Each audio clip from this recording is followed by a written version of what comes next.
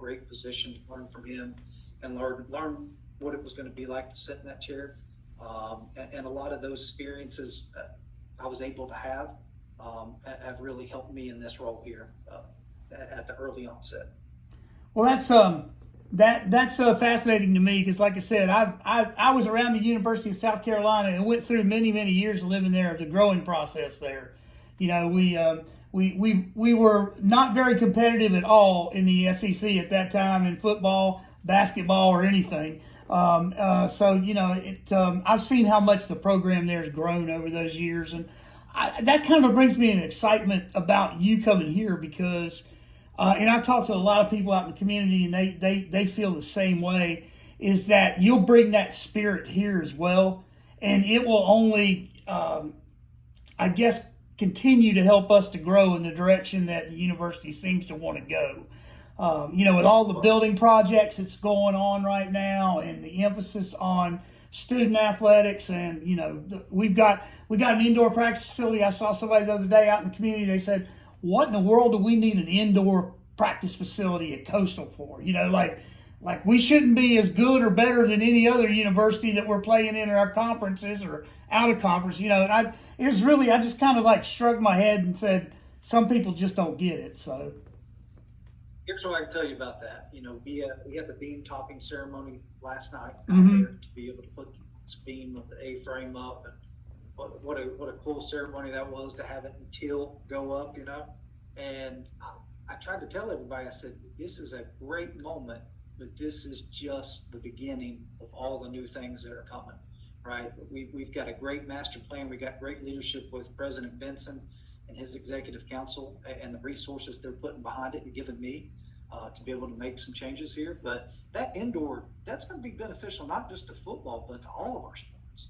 When football's not on it, our other sports can go in and utilize it. And you don't have to look very far to see why. I mean, last week when the tropical storm came through here, you know, if we don't have an indoor, we had to relocate football to Raleigh so that they could get in 3 practices during a critical preseason.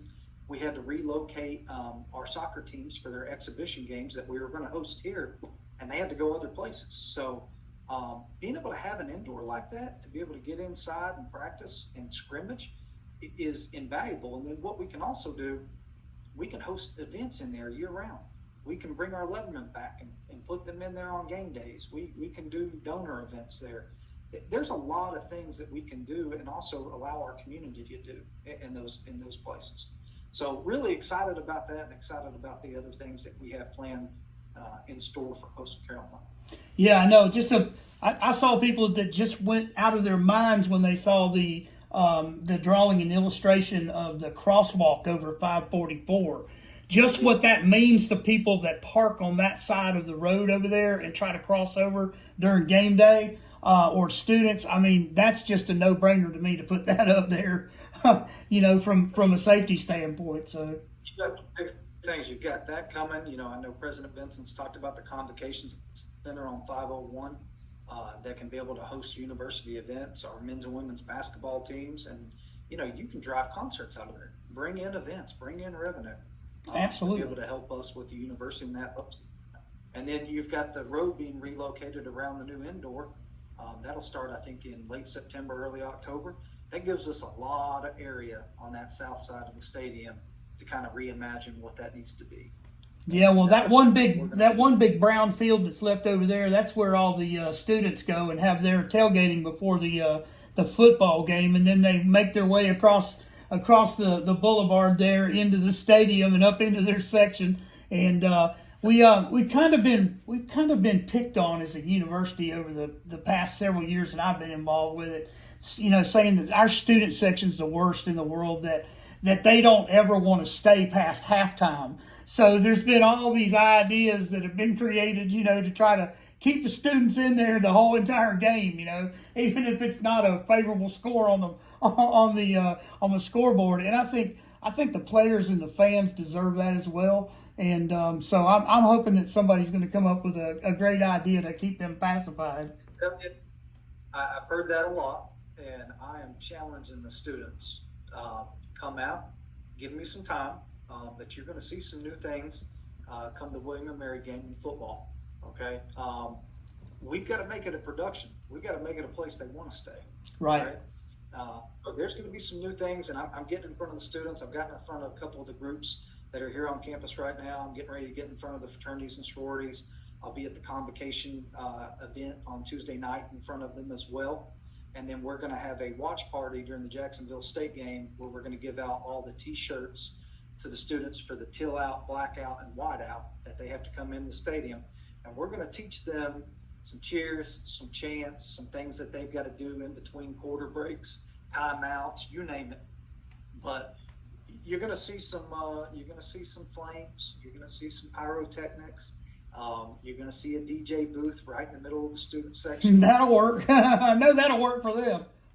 Get that involved, and just for your listeners and people watching, I'm working to try to get those lights that I helped put in Columbia. Oh yeah. Trying to get them. I won't have them for the first game, but what I've told everybody is we're going to continually add things for the fan experience throughout the season, and that's never going to be a finished product. We're going to keep adding them. We're going to keep making it better. I love that stuff. That's kind of a hobby of mine, is to try to find ways to make it better. I was meeting with our creative team and our marketing team yesterday. We were redoing the introductions, how the team comes out, what the tunnel looks like, the halftime entertainment between the third and fourth quarter. We're gonna take it up a notch here. Well, I'm sure you've heard everybody talk about the crazy Harley Davidson entrance. That's always been, for the last couple of years, that's been kind of a big fan outreach. We're going to be incorporating a little bit more of that. That's good. That's good. I mean, everybody does a fantastic job for the size of the stadium, the size of our university. You can't find any better. My wife and I moved here from, like I said, from Columbia, and we've been here about 10 years now, and we've been following Coastal for about the past 5 years. We kind of got our feet a little bit wet, went to a couple football games, and that's about all it took to help us get hooked, because they were going through a period of time there where, they were one of the best win percentages in the country, regardless of who you were, Alabama or, any of the other big schools. They were ranked right up in there. And then, of course, the big game here where we won against the school in I just lost my train of thought. That's out in Utah, Brigham Young. When Brigham Young came here and we beat them, and that was during COVID, and that whole ball game came about it's an amazing story in itself, in a 5-day period of time, with travel and everything. I mean, it was incredible. And then, of course, we upset them, and that was that just made the whole COVID thing go away, after we beat them here the way we beat them on national TV. So, but back to you. This year, we got to get people out for it. Well, you were talking about the fan experience, and I think that's one of the greatest things. There's a kid that's a senior in high school this year, and he's over in Lugal. His name's Christian Smith. I don't know if you've heard of Christian or not, but he's been here a couple of times and been on campus by invite, and came for a couple of visitations. And I met him and his dad and his uncle, which is a huge Tennessee fan. And I had problems with him here on our campus with that Tennessee hat on. And I told him, look, I'd love to have your nephew here, but we're going to have to get you some different apparel. You got to get different merch on. We can't handle that here. So anyhow, long story short, I met this kid, and he's been here a couple of times. And I met him through the Teal Town experience. And, it was just a really neat thing. We sat down and ate some Bojangles chicken together and had a wonderful conversation. And I made a relationship with him and his parents and family members just through, going through Teal Town and meeting people on the weekends. And that's sort of what I do. I introduce myself to people and hand them a business card and, tell them what I'm doing. And I think that's a cool, any way we can enhance that experience even more than what it is right now will make it pretty amazing. So, Great. We're gonna continually work on that. You're gonna see some different things there. Well, I tell you, we're so excited about you being here and the opportunities for what you can bring to this program. I had one question for you, just out of curiosity. You might get asked this a lot, or you may not. John, I lost you. Oh, can you hear me? I can hear you. Froze up on me. I got you. Yeah, I saw something earlier that said you kind of had a weak signal. I don't know if it's the block walls in around you or what, but long story short, what I was going to ask you is what made you choose this career path? You know, I know you're a lawyer, and you have been, you've been well schooled, and how did you get into athletics and from that perspective? John, I tell you, I grew up. I mean, I played every sort of ball you could play. Right? I love athletics. I love what it teaches you about leadership, what it teaches you about teamwork. Being able to take a lot of people and get towards a common goal. I just always loved it, and I wasn't blessed to be able to play very long. I had a lot of injuries that ended my career short, and went to the University of Tennessee for undergrad, and what a great sports program that they have there, and just always wanted to be around it. So in college, I knew I wanted to make a career of it, and I worked in everything from minor league baseball to arena football. I worked at the Parks and Recreation Department and started a business where I was contracting out concession operations for youth sporting events, and did that all through college, and then decided I wanted to go to law school. And when I was in law school, I had the opportunity to meet with people at the NFL in their league counsel's office, and they gave me an opportunity to work in the NFL office, and really knew that's what I wanted to do for the rest of my life. I wanted to be around sports somehow, some way. And at the NFL, I was working with them, but they don't hire right out of law school. You got to have about 15 years of experience before they get you in there. And so I just kept in touch with them, and I was practicing law in New York. And one day, Derek Crawford from the league office called me and said, "Hey, there's this job at the NCAA. I think you'd be really good for." And I thought, that's my way back into college athletics, in the sports in general. And it's just, everywhere I've been blessed to be around really good people that have helped me in my career. And I love it. I love all sports, but college athletics are special. I love the pageantry behind it. I love the student-athlete interaction and the coach interaction that I have. And I just love the passionate fan base. There's nothing better than a college sporting event when people are riled up and ready to go going against your rival. I love that. And I also, one thing I love about college sports, or another thing I love about college sports, I can get my family involved. Right, we're having the soccer ribbon cutting ceremony tonight. My 8-year-old boy and 6-year-old daughter is going to come out, and they're having a little clinic, and my 8-year-old can't wait to get on that field and run around. And that's special. I had my daughter at football practice the other day, and she was over there while they were scrimmaging. That she was tackling dummies. That's fun. They get to grow up and be around it, and they get to see some special events. And student athletes, as hard as they work and all the things that they do, all the great things they do, my kids get to see that, and they get to grow up looking at that. And the football team did it the other night. They were working with Miracle League out here, and brought my son and daughter and wife out here to be able to witness that and be around it. So that was cool. It was a good teaching moment, right? Yeah, those Stars Nights are really cool. There's a lot of churches around here, including the one I go to, that are involved in those as well. Yeah, we got to talk about that on the way home, and how blessed they are. They need to give back. They get to see student athletes do that, so that's really cool. Absolutely. Yeah, that's really it is very overwhelming, very humbling experience when you get involved with it. You see these kids and they're so excited. I watched the video that the university produced and put out, and that was just it almost brings you to tears. To see how excited those kids are. Yeah, they did such a great job, and to watch our athletes around them. I mean, our athletes really spent a lot of time. And I told Coach Beck and staff, I said, guys, we need to open this up to more people. People got to be able to see our student athletes and our staff, like this, not just game days. Right. Let them in and see them as a person and get to know them. Yeah.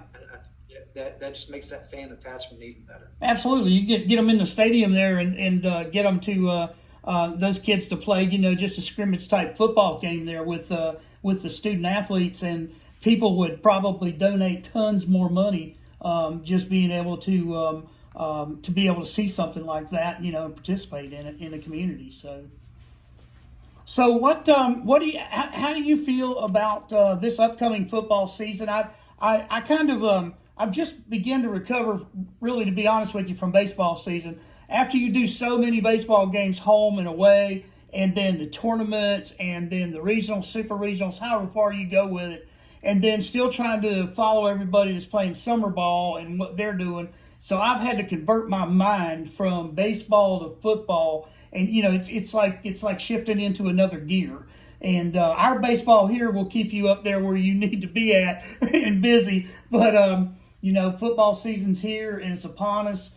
We've got a couple weeks left until we play Jacksonville State, and old Rich Rod down there. He's always got good teams. I enjoyed when they came up here and played us at home last year. They were a classy bunch of people. I'm glad you enjoyed it. That game took about 10 years off my life. I was down there on the 10-yard line as Jacksonville State was driving in and scored. Right. I was crouched down. It was a long day for me. Right. So I'm excited to go over there and beat them. Yeah, well, that's the only Gamecocks we ever get to play. I believe our boys would do it if they had a chance. Just to say they played the game. But I kid my wife. I said we're playing the Gamecocks today. So she always. We do have USC on the schedule next year. Yeah, well, we're heading up to Columbia for that one. Oh, for football? Oh, wow, I hadn't seen that yet. That's a good little tidbit here for me. I appreciate that. Yeah, that'd be awesome. I've got a buddy that has season tickets, and then his uncle, which I met down there a couple years ago when they played Clemson there at home, and he has one of those cockabooses, and took us up in that cockaboose. Man, that was the ticket. And then we walked all the way down to the end of them, where you can get on the elevators and go up in the back of the stadium, or escalators or something there. I can't remember now.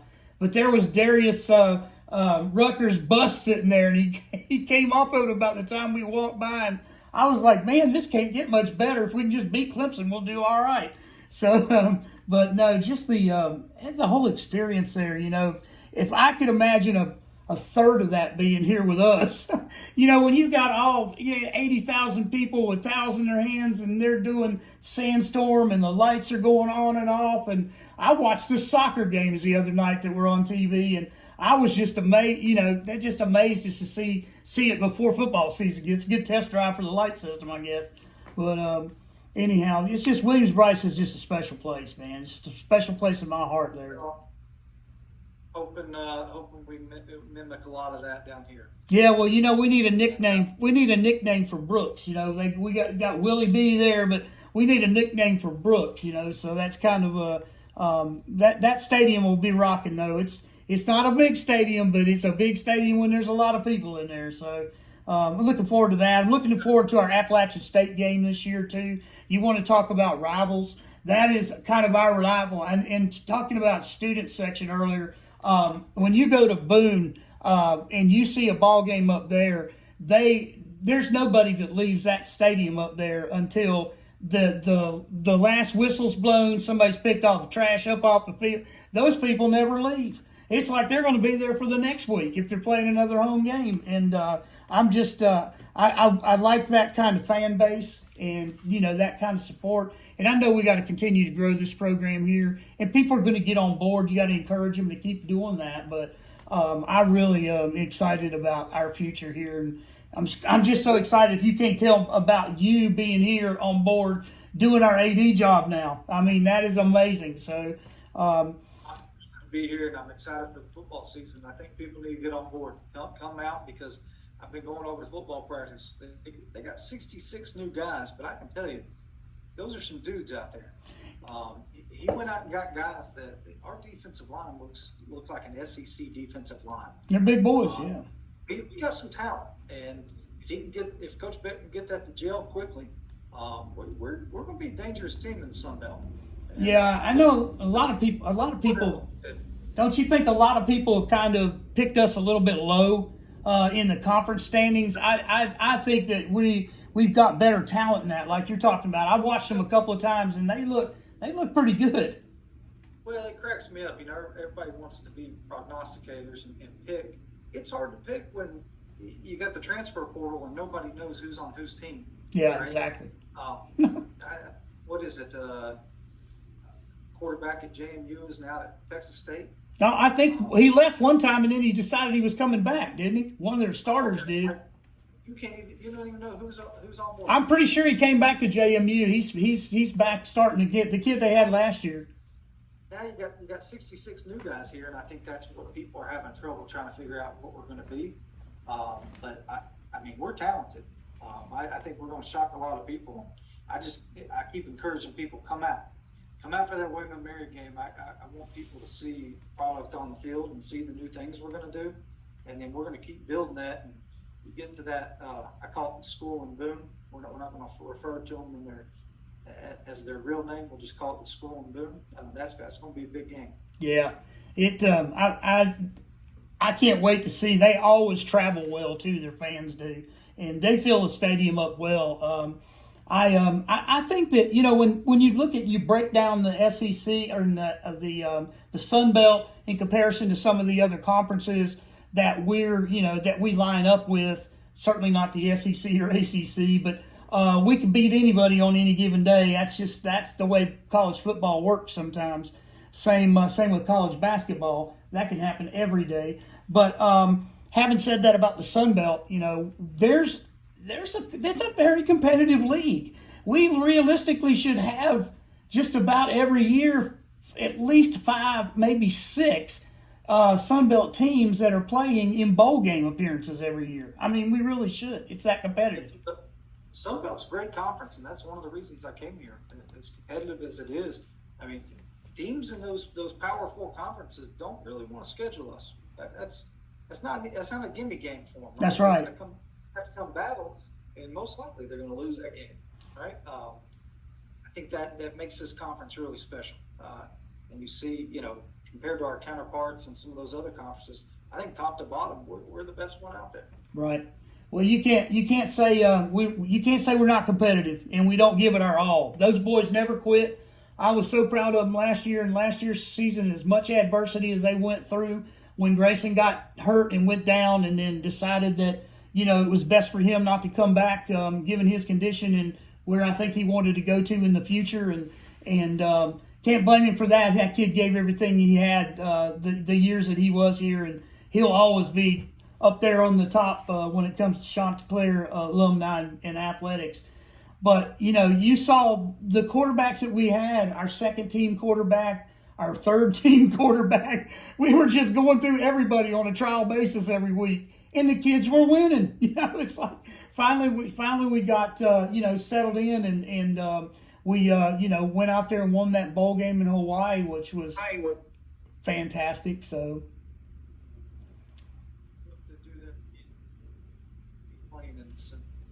I'm kind of losing your volume there again on you. If you can make an adjustment. Can you hear me? Yeah, I can hear you now. Yeah. It just kind of faded out. Just kind of faded right out. Apologize. No, I was saying I hope we should be playing in December again in a bowl game. Look forward to it. Well, you said, we've got 60 plus, new players on the team like that. Some people just don't understand. You really got to give a coach a fair shake.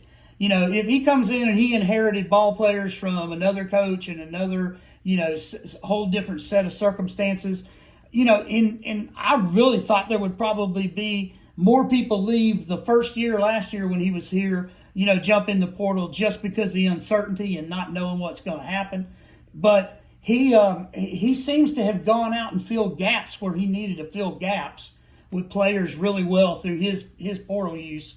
And, I think Coach Beck's got, he's got the right aspirations for this team and expectations for it.